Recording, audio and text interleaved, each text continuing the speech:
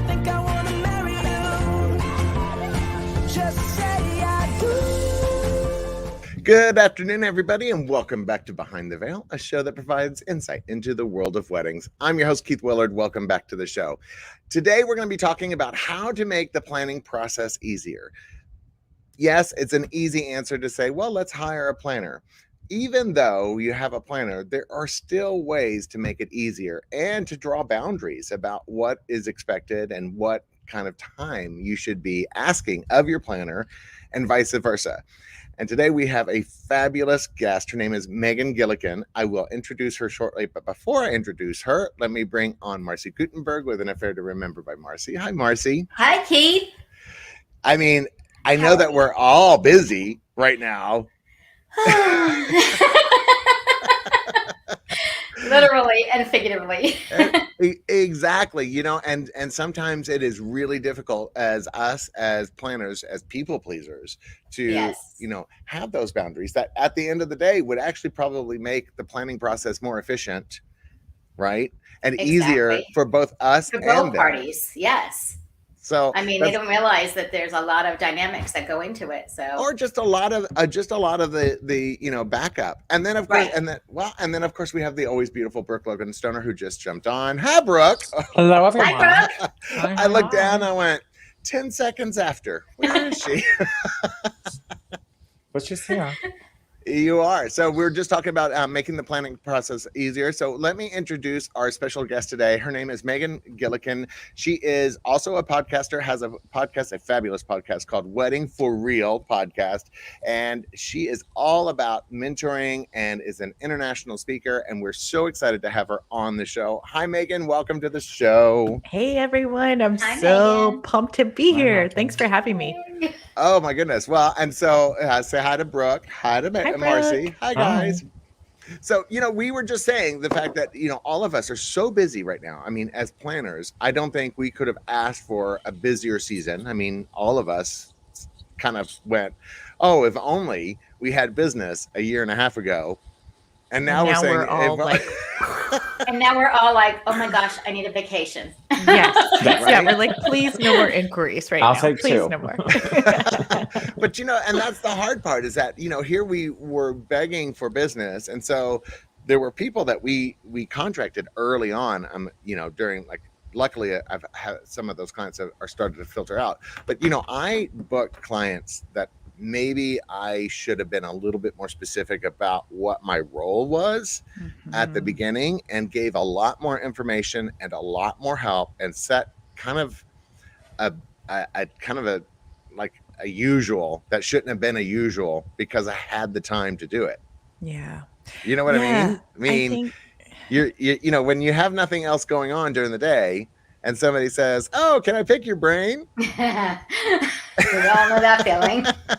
And you're like, "Sure. Okay, no problem." You know? And you figure it's like one or two questions, but it turns into like hours. uh-huh. Yeah. You know, and we Upon think hours, upon well, hours. and we think that that kind of information, that kind of conversation between us and the client to us is going to make the planning process easier. But I think at the end of the day, we may be shooting ourselves in the foot. I mean, what are your thoughts on this? Yeah, I think part of that is I know I encountered that early on as a business owner. So I've had my business now for 11 years. And when you start your business, and also it's like taken me a little bit back, like you said, Keith, it's like it's almost like we had to go back to baseline or we all sort of fell backwards a little bit. Right. Am I? Oh, okay. Okay, you're still there. Sorry. You're still there. Okay, for a second it was just me. I was like, oh, they're all gone. It's just No. me. And that'll happen once in a while. I'll put you full screen, so don't freak Okay. out. It'll Okay. just mean that we're focused on you. Good to know. Good to know. Okay. So what I was saying is, as a new business owner, I think sometimes you get into, I know I did early on, get into that hustle mentality of like, Right. I'm going to go above and beyond for the client. You're working for their approval. You're working for their happiness. But what happens is you end up sacrificing your own mental health, your own well-being, your own like growth of your business. It becomes this like achieving and going above and beyond to an extent that is damaging. So I know I did that early on. I used to joke that like my ideal client in year one of business was just a client that was breathing and was hopefully hosting an event. Like those were my parameters.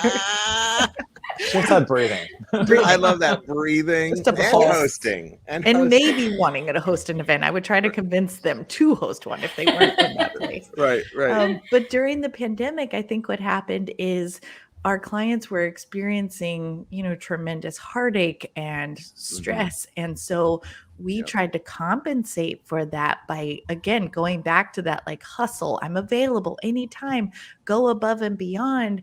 And now we're all feeling the after effects of that because our calendars are, double, triple Oh booked. gosh. Oh yeah. We didn't set clear boundaries with clients back in 2020 and perhaps part of 2021. And we created this like, you say jump and we say how high. And now we're trying to like backtrack from that a little bit.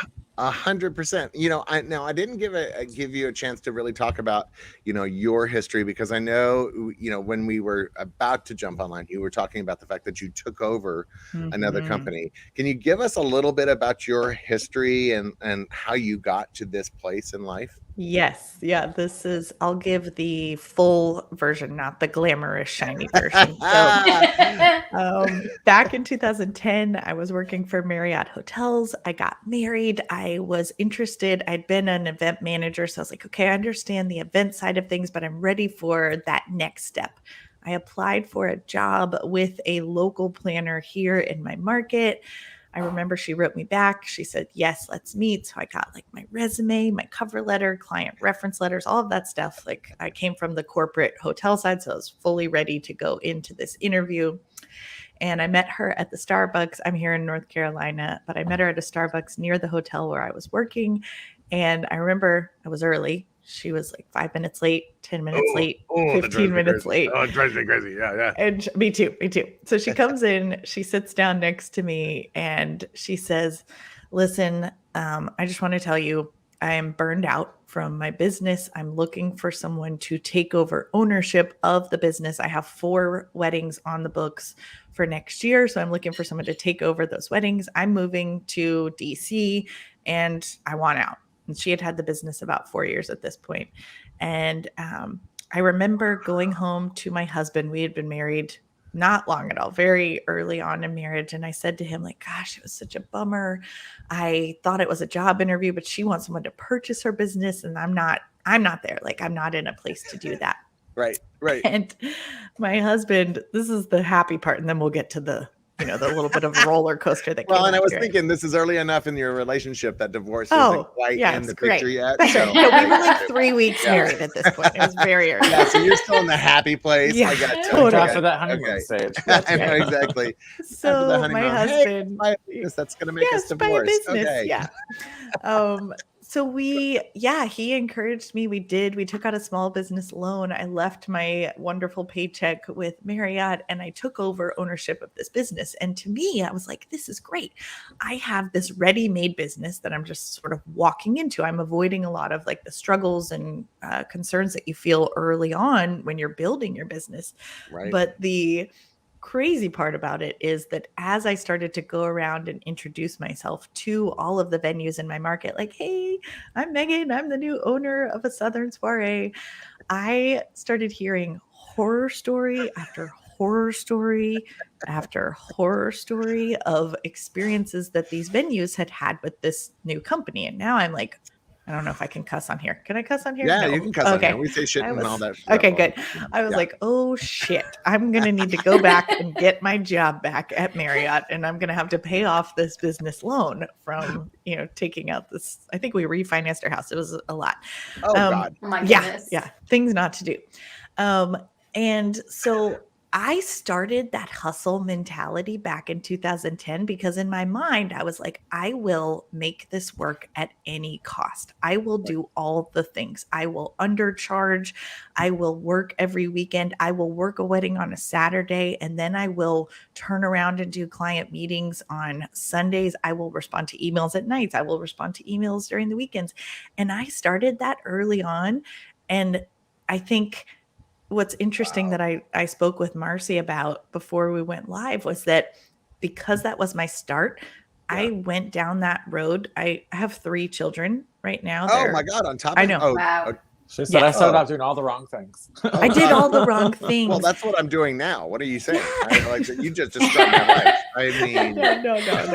And that's the like, it feels a little bit like round 2, right? Like we, all of us started our business at some point. We did everything, and then we just went through the pandemic and experienced that again. But because I did it all wrong in the beginning, and I saw success from that, like I kind of got it in my head that that's how you had to do things. Like you had to hustle, you had to go above and beyond, you had to under promise and over deliver no matter the cost to you on the other side.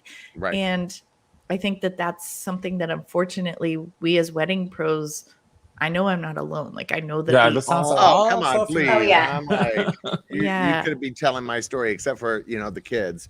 Anyway, yeah, but I mean, furries, I've got dogs. So Anyway, they have 4 feet. they're the same as kids, right? They still work.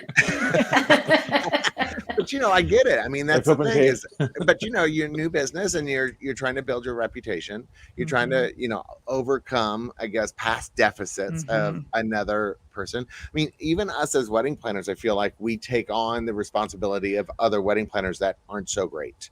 A hotel will say, oh my God, we had this wedding planner in last week. Oh my God, she was a nightmare. And so now I want to be even better because there's a bad taste of wedding planner in their Right. head.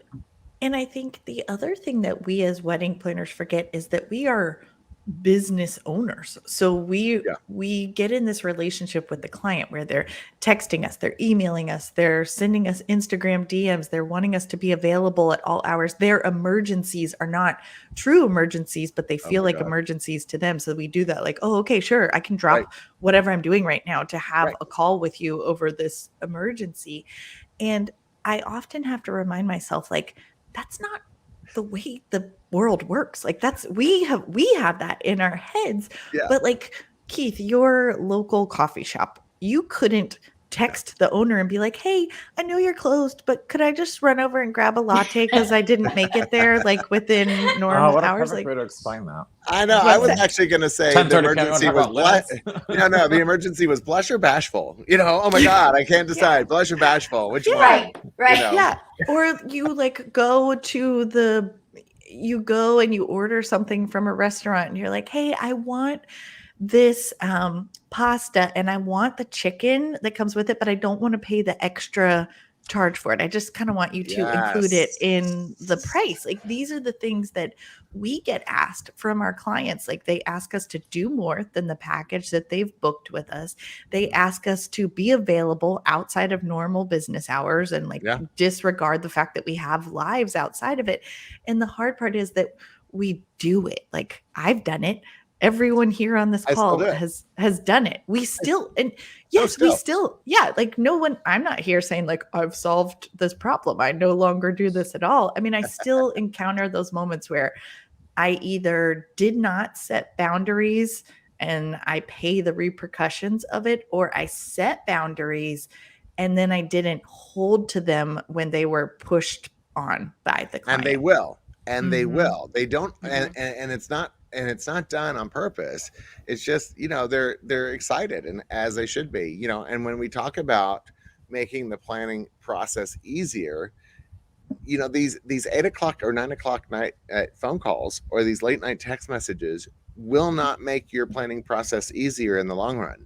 If anything, I feel like we will forget some of the details at the 8:00 or 9:00.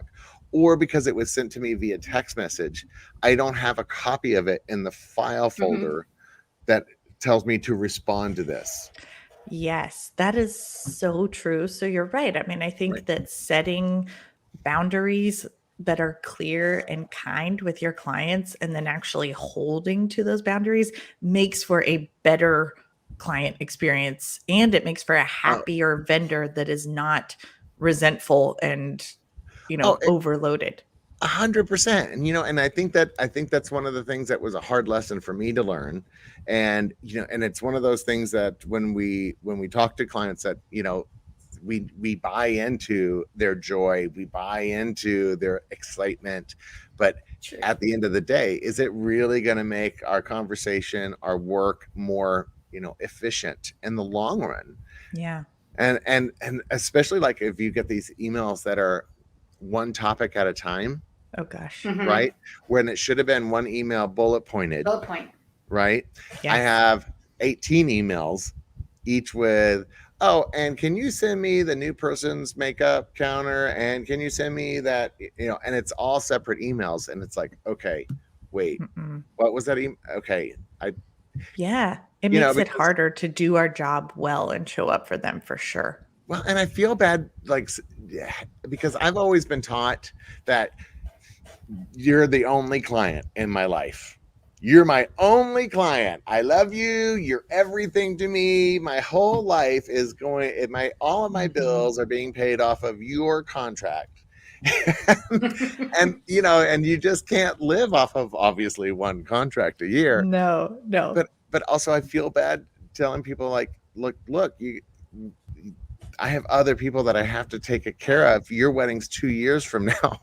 Yeah, it's in my closet though. And I have a wedding in 30 days and I need to, prioritize some response times and like, let's set up a time in a month or two, to really focus in, or even 2 weeks from now. Yeah.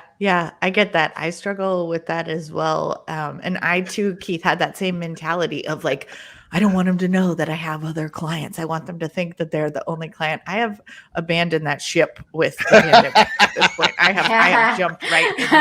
Yeah, I can't do that anymore. I also had the same situation here, and I think a lot of it comes from like our back. I mean, all of us came from the hotel side pretty much. So I think a lot of it was instilled in us over the years of working for these companies that, it's, your client, you have to show that they're number one and that they are, everything that we need to do is for them, and be available and be, responsive and timely and so forth. So Yep. I think a lot of it is just like learned behavior that you can't unlearn.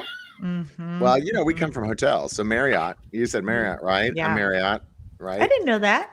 Yeah, I was director of catering for Ritz-Carlton, for a local Ritz-Carlton, and then before that I was at the One Hotel, and before that I was at Hyatt Pier 66. Wow. So I come from the hotel side, and the hotel side, your number one thing is sales. Right. You got to get that sale. Got to get that sale. Make that client happy. Yep. Make that client happy. But Hotels are open 24 hours for. Yep. But the office isn't. The Nope. thing is that if you called the office after 6 p.m., you'd leave a message. And nobody would think anything of it. Mhm. Done. A planner call after 6 p.m. and they're like, why aren't they answering? So, you know what? 6 p.m. I was thinking about this from year one to now, and the Yeah. things that, like, the mistakes made and the lessons learned. And for me, there's like a couple key components that I look at now and I say, like, okay, these are the things that have helped me actually enjoy my job. Because I was telling Marcy before we went live, I was like, gosh, I around 2016, 2017 went Yep. through just a very intense period of burnout in my business. I had 2 small children. I was still doing that like hustle. Client can't know that. I didn't even want them to know that. Like it wasn't that I didn't want them to know I had children, but it was like I never would say like, no, I can't do that. Like I'm spending time with my family. No, seriously, it was. I Like, know. Believe me, I'm like, oh, I'm going out to dinner with my husband. I'm so sorry. I'm so I know. sorry. Isn't that I feel terrible so when bad. we have Yeah, to I'm say going to that? Yeah, I'm Yes. going to dinner with my husband. Yeah. No, but I I went get through that. that. Yeah, I went through that period of like 2016, 2017, where a new inquiry would come in, and I really had that feeling of like it wasn't exciting. It was just I could not handle the bandwidth of everything that was going on in my life. So for Right. me, that's when I started like putting into practice like every boundary that was crossed then became a contract clause for me that is said like friendly and in a nice way, but it is said like, here's when I'm available for meetings, and they initial next to it during the contract. Here's how we communicate. Like, we don't text because I Right. don't have a way to file that in your system. Like, here is what happens when there's a period of abuse and I don't feel like you're being disrespectful. Like, all of these things became outlined in my contract. And then like I have a welcome guide that is pretty I guess I don't know Did the your word. contract become like massive? Like, you know how famous people have writers and they send No. it forward, and all of a sudden it's 18 pages of only green M&Ms. No, And, no. you know, Yeah, three no, I sli- don't want that. Okay. Yeah, and it's Well, very a lot of like people do that just to see if people read the writer. Read it. I mean, Oh, yeah. I know, but I still. want free go, so baby, you know, just a lot of people put nonsense on there just to see Yeah. if they actually read everything. But, And it you just know, but did continues you, to grow. There's some But did crazies out there that do want that nothing but Yeah. green M&Ms, but Mhm. but did I've your also contract learned start to get like that? read. Or did you have to like no, go because back I don't and think I have. I mean, I think I've had it reviewed by a lawyer every year, but I think the clauses that I've added in there, like I have a no haggle clause in my contract Yeah. that basically says, because I worked with a father of the bride about 4 years ago that owned several car dealerships, and he was used to like, you will never pay what the price is that the person quotes, and so he wanted it to be my job to basically haggle every vendor to get him a better rate. So after that, I was like, I'm not doing that. oh my God. Yeah, I'm not doing that. I'm going through Like that the right now. relationships that I've built with these wedding pros over the years, if they're giving me the rate, like that is what it is. Like that is the best rate. They're giving us a good Mhm. rate. You know, they Yeah, are. But no, like the contract, it is not overly robust or extensive, but it does, to me, it's meeting availability, communication clause, the haggle clause, and I have a professional vendor clause that basically says I will only work with you for your wedding if you are agreeing to the fact that you will hire professional, legitimate vendors for these particular categories, so that I'm not working with Uncle Stan for you the know- caterer and Aunt Sue for the flowers. And But I think what's that, in the Keith? long term, that actually makes the planning process easier because I'm saving them. yes, you're saving them because I'll give you an example. I'm going through this right now with a particular client, and the haggle is every single thing. It Mhm. is, oh no, I want the cocktail reception, but I only want to pay for the first glass of wine. But if the cash bar gets more than $1,000, then I want that glass of wine for free. And it's like, Oh my gosh. that's Nope. not how this works. Nope. That's not. But but the problem don't is, be greedy, pigs get slaughtered. And they can Exactly, still but- get slaughtered on their wedding day. but that's what I'm saying is that here we have a bride, let's say a couple that is a haggler, right? Does that make the process more enjoyable because they're haggling? Because now I've got back and forth emails going back and back and forth and back and forth and back and forth, and by the time we get to the event, the catering manager's tired of them. I'm tired No of one them. is doing their They're- best work. They're Yeah. tired of us. I mean, the couple's tired of us because we're not giving them what they want. I mean, I get Mhm. that. It's like, so I love the no haggle thing. I'm But in putting the that in my end- contract. But in the Send it end, to when us. you're pulling so much for your client, who is going to suffer in the end? The client, and the client doesn't realize it, is that if you haggle so much, Mhm. they're going to give you exactly what you've ordered. They're not going to go above and beyond. They're going to give you less, Mercy. actually. Yes. You know what I mean? Yes. So gonna they're give you not less. going to give you that extra oomph that you would probably get if you had just stuck to, paying original contract. the original contract. And I think that people just assume that, if I get an extra $100 off here, that I've really saved myself. And it's like, well, no, because if you had left the pricing alone, they would give you the extra 15 minutes at the end of the event Mhm. because you started 15 minutes But now they late. remember that you haggled their Yes. price down, and they're like, I'm doing the bare minimum that is on my contract versus, like what you said, Marcy, going above and beyond. Yeah. And that's So going what- to be a reach even to meet that sometimes too. Well, but You know what I okay, mean? so Like I get that all day. so if we're talking about how to make the process easier, and a lot of this is wrapped up into one, and we're going to obviously covering a bunch of different subjects with this. How do you go about making that process easier for our clients to understand at the beginning? Yes, what a great question. So, part of that is, I would say, a huge component of it that I see missed in our industry is clear communication on the front end in an onboarding experience. So, a lot of times we get into, like, we've had our business several years, we book a client, we know what the relationship looks like. We know when we're going to get started. We know how we want them to communicate. We know exactly like how everything is going to flow, but we forget that they don't know that. Like they just got engaged. This is likely their first, maybe second, maybe third time planning an event, but they don't understand what the relationship looks like. And they have just spent thousands of dollars to Mhm. work with us. And I think they get that a little bit of like not buyer's remorse, but they get that fear of like, did I make the right decision? Is Oh this the yeah, right person that I should be working with?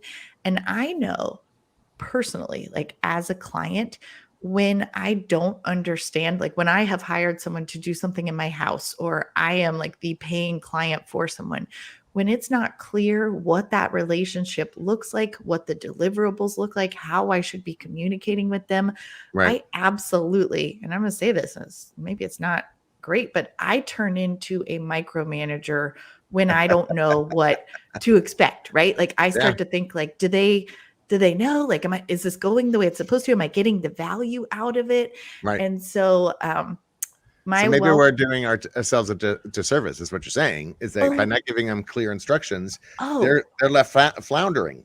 yeah, they just don't know, but we expect them to because we're like, oh my gosh, I've been doing this for years. Like, if they would Right. just trust me to deliver, I will deliver and it would be fine. But then we can't quite put ourselves in their shoes because, we're just so deep in what we I do. totally get it. Um, Totally get it. yeah. Well, So, and go I'll ahead. just really quick, Tyler Black, who is a local florist, he just actually left a comment and said, if you beat people up for the extra work, they're not going to do the extra stuff like we were saying before, like this Mhm. wedding that we did this last weekend. He did double the amount of candles that Wow. were, on the contract because he didn't get beat up. But Yeah.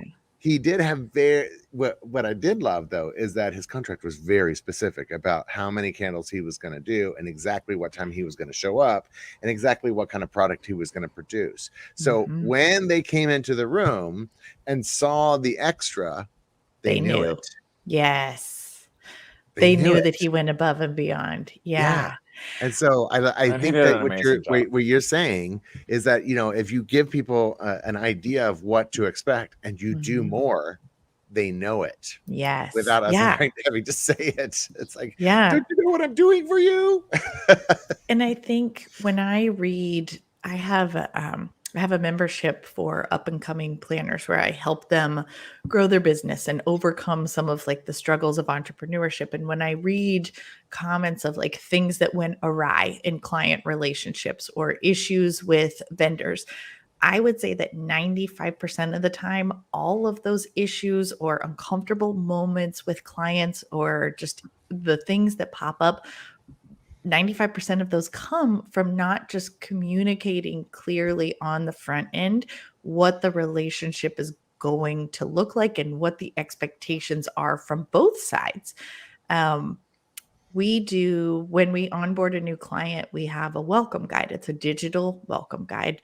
And in it is a mix of the questions that we actually do get asked from new clients, along with the questions that we want them to ask that they're not asking, that we propose to them as questions like, what's the best way to communicate with my consultant? Right. Will you be available for meetings on nights and weekends? And we sort of reframe all of those into things so they understand, like, and we also mix in things like, how do we go about getting our marriage license? How do we have just an adult only reception? One of the like most important components in our welcome guide is a question that's like, what does the communication timeline look like between now and our wedding date? So that's one of those where it's like, why can't we talk 2 years out? And we frame it in a way before the problem arises that Right. here's what it looks like. We'll have limited communication up until X amount of time. And that's when we're really going to start like getting the ball rolling. Yeah. Here's a sample timeline of what the day might look like so they can start like wrapping their mind around it. And I think it's like just being a few steps ahead of the client and anticipating their concerns and their needs that I did not do well early on. And everything that's in my welcome guide or in my contract is because of all of the mistakes, all the mistakes. I think I'm kind of in that moment actually of having to get to the point where you're at, because I do feel like sometimes I'm giving my clients a disservice because I have been so readily available and, obviously, jumping, we talked about this, and I feel like that what you're talking about has solved already a ton of issues about how quickly and how smoothly the planning process goes, because now I have an idea. And if I'm a bride or a couple, knowing how to get my marriage license right off the bat is kind of big. Yeah. And I wouldn't have thought of that until you just said Smart. it just now. Yeah, put it in your welcome guide. It also reinforces, because Keith, then they open it up and they're like, wow, he's reading our mind. Like he's telling us things that we need to do that we didn't even know. And now we don't have to ask him. So they're like reaffirmed in their decision to spend thousands of dollars on you. And it's one less email that you're not going to get that's like, hey, how do we do this? Right.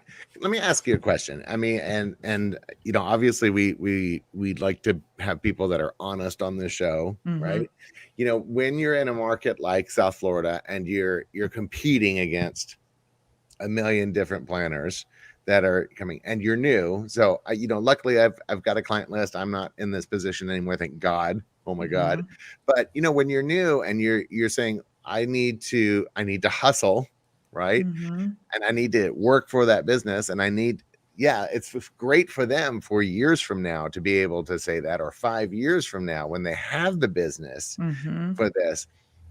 How does that help me now? Because if I tell, this is my third wedding I've booked, how am I supposed to be able to tell these people, like, look, you got to boundaries? Here's my boundaries. So you're my third wedding I've ever booked. Yeah. Here, I don't think, and this is, I love that question. So I think when you're starting out, I do believe that there is a period of hustle, right? Right. I don't think, as I mentioned at the beginning with your ideal client, my ideal client was a breathing human that might want to host an event, and you have to hustle. You have to work with like the overbearing mom or the couple that doesn't appreciate your value or understand. I think you have to do that at least year one. I'm not going to say, and this is where I think I took a wrong turn, is at year one, I needed to be like, whoa, what's happening? Like, I don't want to work with this type of client again.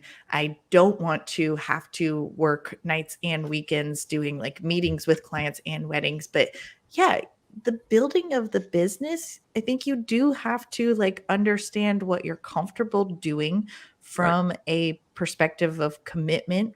And then before you get to what I call the weed stage of business, where it's just too much and it's growing and you have no idea what direction it's going in, you have to be like, let me slow my roll and figure out like how to incorporate a really great client experience, because I really think that boundaries create a great client experience. Like it makes it so that you don't feel resentful towards your client. It makes it so the client understands what comes next and what to expect. But I think to answer your question, I believe you can't avoid the hustle stage of business. You just can't stay in it too long. Well, and that's what I mean. I mean, it's great for all of us to say, this is what you should be saying, and this is what you should be doing. But if you're brand new in your business, you're like, screw off. I gotta find my next contract, or I don't keep the lights on kind of moment. I was there. What I mean? Yeah, I was there. And I totally get that. And I also believe that, I think that year one, looking back, it was at year one, I wasn't looking at going, oh yeah, year one, I'm done. I'm putting into effect these contracts, and I'm doing an onboarding process. It's only when I look back that I go, but hindsight, it's 2020. It really is 2020. So don't use that word. No, right? 2020. No 2020. Right. Oh God, screw 2020. I'd rather have blurry vision. Rather have Yes, blurry vision. yes. Oh my God. But you know Oh, that that's too funny. well, and so and then a follow-up question on that is, you know, you're a young couple, you're interviewing a bunch of event planners, right? You have somebody that says, here are my rules. This is what I cost, right? This is my price point. And then they talk to somebody else that is obviously newer into the industry with a much less price point. How for the couple on their side, how do they decipher which way to go? Because Ooh. in many instances, you may get better pricing with the more expensive event planner because they have better relationships with certain vendors. But on the other hand, you're going to be sharing that event planner with more clients than the younger one because the younger one's just starting. So I have never been asked that question before, and I love that question because I think that there will always be the couple that chooses based off of price, perhaps because they don't see the value in what we do. So for them, it's like, I want that $500 planner because my venue has said I have to have a planner, or my friends say I need a planner, but I'm going to pay $500 and that's what I'm going to pay. Right.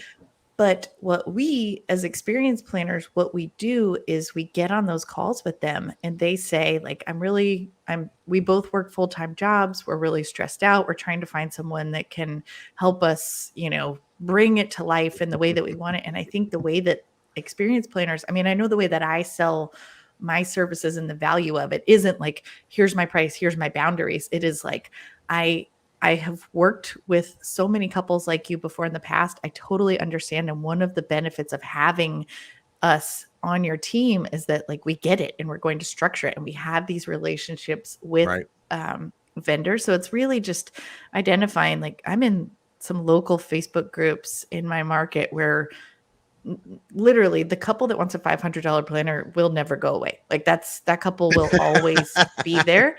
But then there are those couples that feel seen from a conversation with an experienced planner or someone that knows how to sell to be the solution to the pain point that the couple is feeling. And then they're going to pay the money. And we just have to onboard them in a way that makes them feel like taken care of. Like, it is truly, the boundaries are a way to take care of the client. So, okay, so you brought up something interesting, and it's a phrase that I don't think I've really paid attention to until just now when I heard you say it, which was, my venue requires an event planner. Mm-hmm. Now, all of a sudden, I'm seeing those as danger words. Like, all of a sudden I see red flags flapping in the wind, and I'm like, red sign. Oh, my venue requires a planner. Because they don't see the value? Is that why you say that? Well, because I feel like they're being forced to get a planner, you know, because they wouldn't have gotten one unless their venue said you're required to have one. Right. And now you're already on the defensive. That's true. And I think that's almost like a choose your own adventure. Remember those books where you would be like, turn to page 83 if you want to go down this path. I see it as, again, when I get those inquiries, sometimes I'll roll my eyes because I'm like, oh God, you don't see the value in having a planner. 100%. Yeah. But sometimes it's a challenge because when I can get them on the phone and I can start to explain, like, oh, you thought we did just this, like, just wait, like, these are the things that are included. And you get to the end of that call and they say, oh, wow, like, I honestly had no idea. I thought a day of coordinator was someone that just shows up on the day of. And yeah, they don't know. But again, it goes back to, like, they see it in the knot. They see it in, like, some article, like, day of coordinator. So they don't know what it is. And sometimes you're not going to convince them. They're going to pay the $500 for someone on Craigslist and they're going to check the box. And we don't know what happens after that. But sometimes you can convert them. I know I've had fathers of the brides that on the wedding day, they'll come up to me and, you know, put their arm around me and be like, I was skeptical about what you were charging. Oh. All the time. Yeah, I was skeptical all the time. 100%. But you converted me. Like, thank you for everything. So you never know. You just, well, I mean, Yeah, you there's just not don't a know. single wedding that I've done less than 25,000 steps on, because obviously we all keep our steps now Yes, on our phone.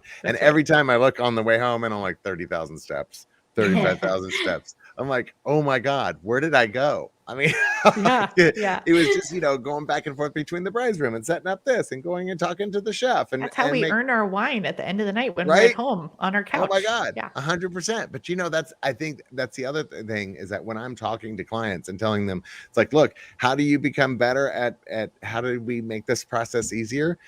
Well, and many times it's going to be the same, but I guarantee you the day of, you're going to be thrilled that there was somebody there to take care of all this little stuff. Anytime I hear somebody that says, well, my sister said they will help set up the centerpieces, or I've got family members that help. And I said, they will not. They will absolutely not. They're going to be hungover from the night before. They're going to start day drinking because for some reason, weddings just encourage day drinking out of nowhere.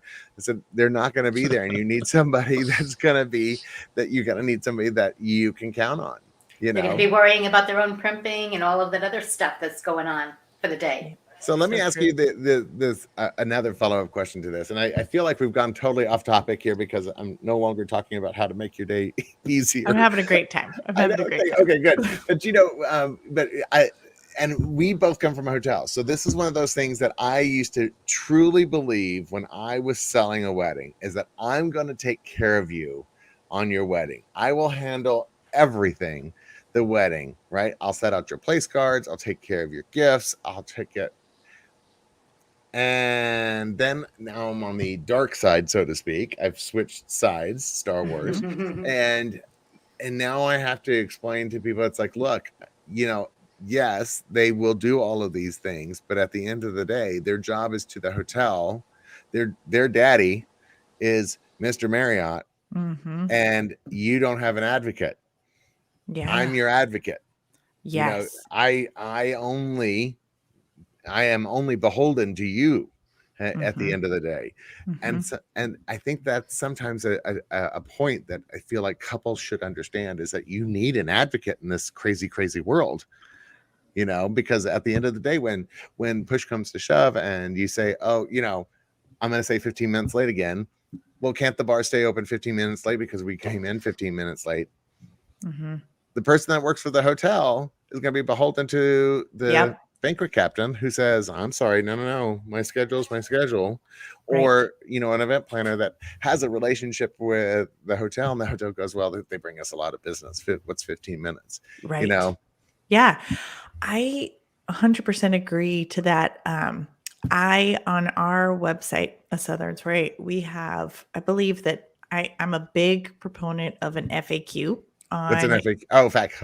Yes, I'm a big proponent. Just showed my own stupidity there. No, it's fine. Frequently asked questions. But I think it's the very first question on our website under the FAQ is like, what's the difference between you and a venue coordinator? Because couples typically think, oh, if there's someone at the venue, that's my planner. Right.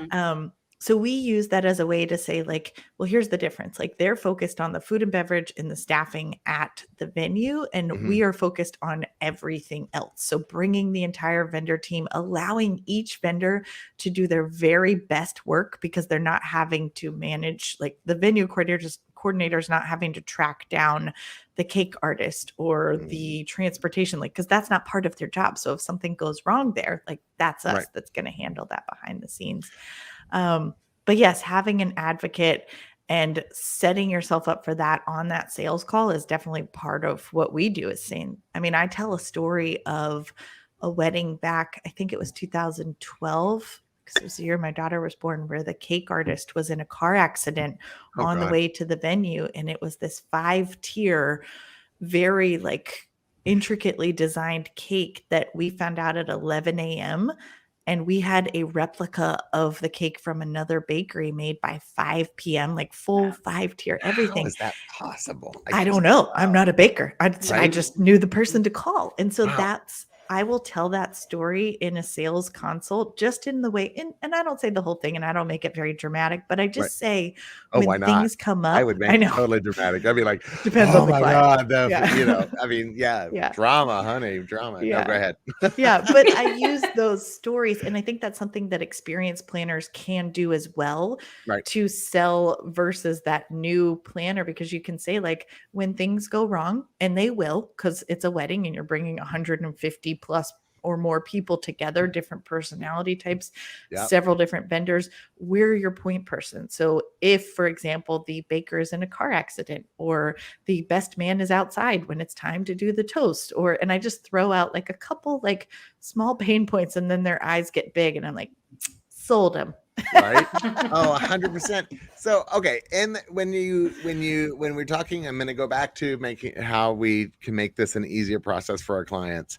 You know, I have a vendor list, right? One of my things is and this is just me personally, I take no kickbacks from vendors. I don't Same. feel right. I feel like that murky's the waters get murky there Mhm. if you're taking a little something on the back end, right? Because Right. then you're like, oh, well, I'm gonna suggest so and so versus over Agreed. so and so, right? Even though if you don't really do it, on purpose, there's Mhm. always going to be that little question in your mind. Mhm. But then you have these certain clients, you don't really know where their taste level is. And when I say taste level, I don't mean bad or good. I mean, some like a moody photographer, others like a Mhm. journalistic photographer, others want the posed with the veil flying in the wind photographer. Those are very different looks. How do you help the client get down to, let's say, 2 or 3 vendors that they would be really interested in? Mhm. I mean, because that's a wide net we're Yeah, throwing.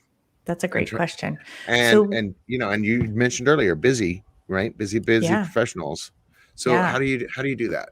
So we have a couple, I think when a full service client books us, we have several questions that we do, an onboarding questionnaire where we say, like, if you could describe your wedding in 3 words, like, what words would you use?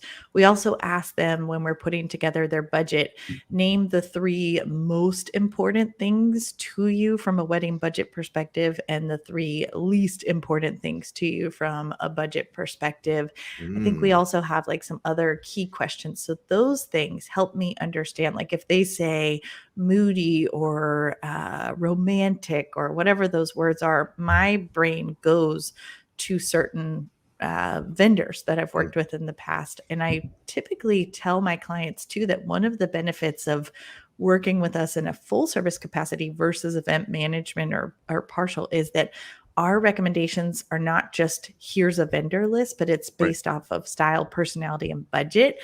right, So from full service, I will look at my list of photographers and I will look at what the client put on the questionnaire for words, and I will look at what we're looking at from a total budget planning perspective. And then I know, like, I'm going to send them these 4 right. and I'm going to ask them to narrow it down to 2.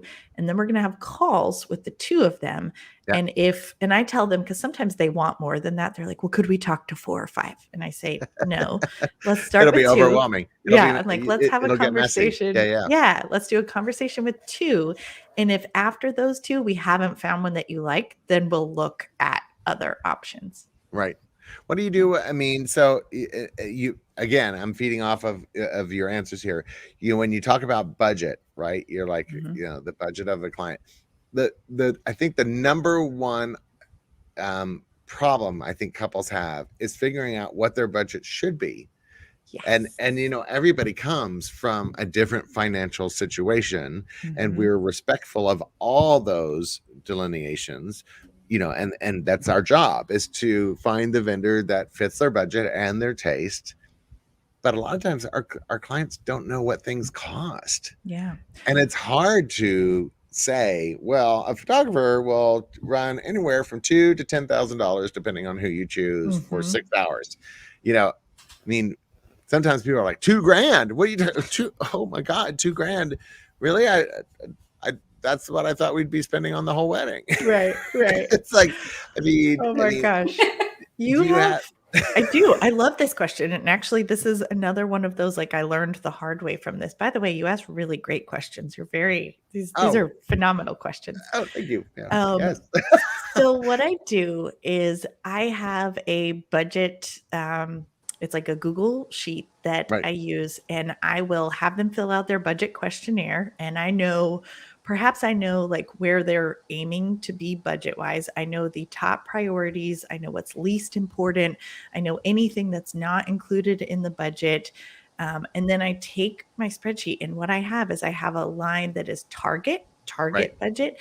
And then next to it, I have dream budget. I don't know if it's called dream budget at this point, but it might be like wish list budget. Right. And I go through and I will put like, okay, they've said that flowers were their most important line item. And in my target, I've only got 4, but really I think they're going to end up at like 10,000 for flowers. Right. And I'll put that in the dream. And Right. then I do a follow-up call with them. I send it to them. I give them about a day to just digest it. I'm like, you look at this, marinate over the budget. Then let's do our call within, 24 hours. And we get on there and I say, so I put down 4,000 to stay within budget, but realistically, I think you're going to be more in that 10 area for your budget. And then we determine from there. I let them choose. So it gives them a sense of control. You tell me, like, are we going to stick with what you told me you want to spend? Yeah. Or are we going with the wedding that you've told me that you want to have? I just need to know where the priorities are. And then from there, we make it happen. But the hard part is that, I and this just happened actually, is that, I had somebody reach out to me and said, we have 150 people coming and we'd like to stay at 20,000. Mm-hmm. And I went, well, the best way to stay within your budget is to invite less people. Mm-hmm. I mean, that's just the hard facts. It's like, if you're looking for these particular hotels, you're not going to be able to do 20,000 for 150 people, Yeah.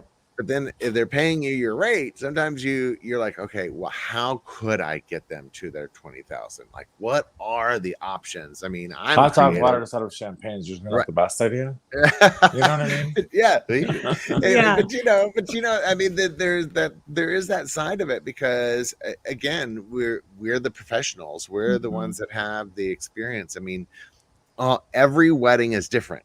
Every Mhm. single wedding is different, and everybody's like, "Oh, I don't want a cookie cutter wedding." I'm like, I guarantee you that's not possible. There's too many personalities and everybody's family that I guarantee you there's going to be some similarities between like who gets drunk and who does what and what have you, and but as far as having the same wedding, not possible. No. They take on their own personality. Get off that mindset that you have to have a better wedding than the Joneses did like 2 weeks ago in the Hamptons. Yeah. That was their wedding. That's not your wedding. And I But- think as much as I'm a people pleaser, which I do, I say I'm a recovering people pleaser because I'm trying not to. Well, be a and you people have pleaser. kids. I have to I tell know. you, I think maybe kids helped Mhm. out on that. Yeah. But I don't I can get in my head on a lot of things, but I don't get in my head over the budget when it's not realistic, because to me, if you want a $20,000 wedding, you can have a $20,000 wedding, but there have to be sacrifices made for that. Or if you really want to get married at this absolutely dream venue and that is what you have to have, then you can have that too. But like, I'm not a magician. Right. And I can't pull money out of your ass? somewhere. Yeah. Yeah, I was like, what do I say? here on You this say it. No, live no. streaming podcast. That's the best part about this. That's what I love about it. Yeah, It's I like, don't. because So you can't, I don't feel that way. I think it's like I can work with your budget and I can plan a beautiful wedding. Sometimes those go hand in hand, and sometimes I'm going to ask you to choose which one fits, which one is more important to you, that we stick with the number or we have all the wish list items. So here's going to be a trick question, and I'll Okay. answer it myself. Ooh, okay. Obviously, I'm giving you a heads up, but when I've been hired in the past to plan a wedding where my fee was a significant portion Mhm. of the budget, right? Where they said 30% is my fee. Right. And do you feel a responsibility to do more because you feel like you're a bigger part of the budget? I don't think I do. I mean, I think that I know we go above and beyond. I have at this point, I look back and I'm like, gosh, we've worked with so many families, just like you, Keith. Like you're Right. being hired for repeat members of the family. And Yeah, I yeah. know that like the value is there. So I, I don't. I think I do. We talk about imposter syndrome a little bit, and I definitely get those tinges. Well, and that's what I'm Twinges? saying is that Yeah. there's a little piece of me that goes, "Am I really worth a third of the budget?" And I'm like, Yeah. and then like after this weekend, I'm like, "Damn right, I'm worth more than that. I'm worth You half get, the budget. yeah. I'm worth, but You go through those like peaks and valleys where yeah, you're you go like, through those peaks and oh, I'm valleys. the worst. Everyone else is better at this than I am. Like everyone's killing it. And then the next time you're like, wait a second, I'm awesome. Like I'm I'm really, really awesome. good at Exactly. this. I'm Yeah. really good at this. But Yeah. but when you put money to value, Hmm. and I know. and actually one of the things that you talk about is imposter syndrome, Yes. right? Being a planner and being like, am I really worth this money? Like, Yeah. did I just get away with something? you know it's like, I Yeah. mean, there's a part of you that goes, oh my God, did I really just charge them that much money? And oh my God, does that mean I now have to draw blood? And Do I right? have to? I guess you're right. Like in some ways, perhaps I have struggled with that. I don't know if it's always been with the fee that I'm charging as much as it has been like, am I putting enough like time into them? Like, should I be emailing them more? Should it be? So yes, I think to some degree I have felt that. What about you, Marcy and Brooke? Do you ever feel that way? Yeah. Yes. I was I about to mean, say, like Marcy, those invitations that we're doing for that couple, I mean, they're they're gorgeous. gorgeous. They're, $30+ each Right. kind of thing, and could be 80+ depending on delivery issues. Delivery, right? But I mean, what do you? I mean, yeah. I mean, sometimes you feel like, okay, is this really? I feel like, is it too much? But on the other hand, I mean, they're asking for more than somebody else, so you have to Right. kind of put it in the perspective of, I used to have more of it. Like I used to think more, am I really charging too much money? And now I kind of realize, and basically because I realize and understand the processes better, Right. and which comes with experience. And I realize, yes, I am worth it. It is worth the cost of the item. There are different methods of printing. There are different methods or different paper qualities. There's all these different factors that go into it. So I do realize why there's such a wide range of price points. And I mean, people don't understand. They always ask, well, what is your price point? And honestly, I can't. It's a very hard one to answer, especially in invitations, because I love the that price question. point ranges so drastically, and it really depends on the tone you want to set. I mean, if you're having it in one venue that is, let's say, more of a daytime outdoor type of, low key kind of place, it's going to be a lot different than having it at, a very exclusive hotel with, all this extra service levels that are required. I mean, it's just a different animal. So you kind of have to match the style invitation with the kind of, in the kind of invitation that's going to match the style of the wedding. On the other hand, you may have somebody that says, I have that, but I've put all my money and eggs in that basket. I don't have any more money to give towards invitations. I give it all to my planner. I gave it all to my planner. Exactly.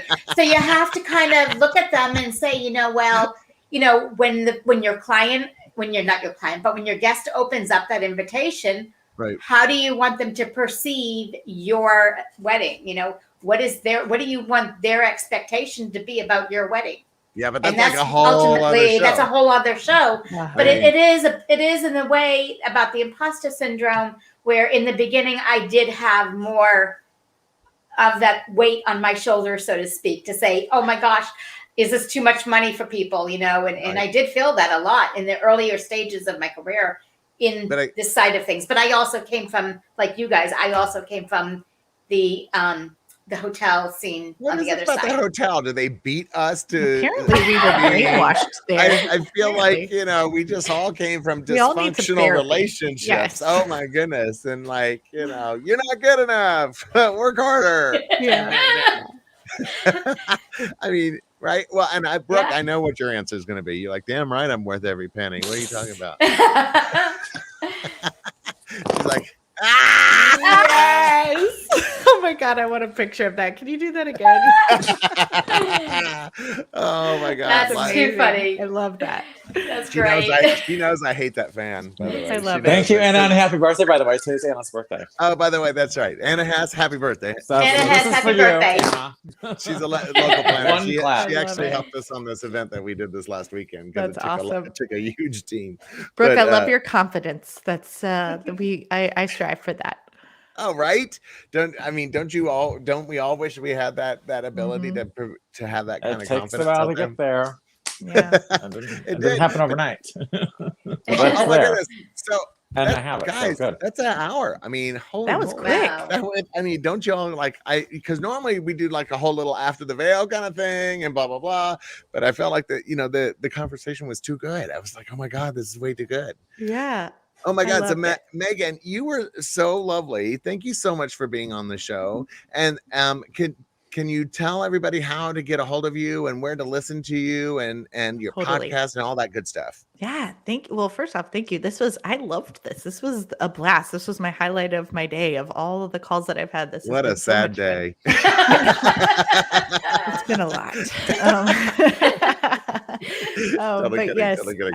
I have a podcast for wedding pros. It's called Weddings for Real. There's like 160-ish episodes out there. I started it as just a Amazing. fun side project back in 2018, and that led to A monster. I'm it just led to saying. a monster. It's a content monster for sure. Oh yeah. But Get yes, it. check out the podcast. It's Weddings for Real. You can listen anywhere that you listen to podcasts, but not on YouTube. I need to get on YouTube. Y'all are I know. so I'm really fancy. surprised. Like you're I not, know. I'm very disappointed. I got well, and- imposter syndrome right now. Oh, I was about to say. Well, no, and actually, if you go, like, we use a thing called StreamYard, which is Mhm. online. I'm and familiar it with StreamYard. right, Yeah. and it converts it over to an MP3 file for Oh you. my gosh, I have to So check that out. Yeah, so you start with a video file, and then it'll transfer it over to a podcast for you. It's amazing. I know. And Technology. then, yeah, the other place you can find me is I did launch back in February of 2020. I launched a membership for up and coming wedding planners geared towards those planners that are in years 0 to 5 in business. What a good time to launch it.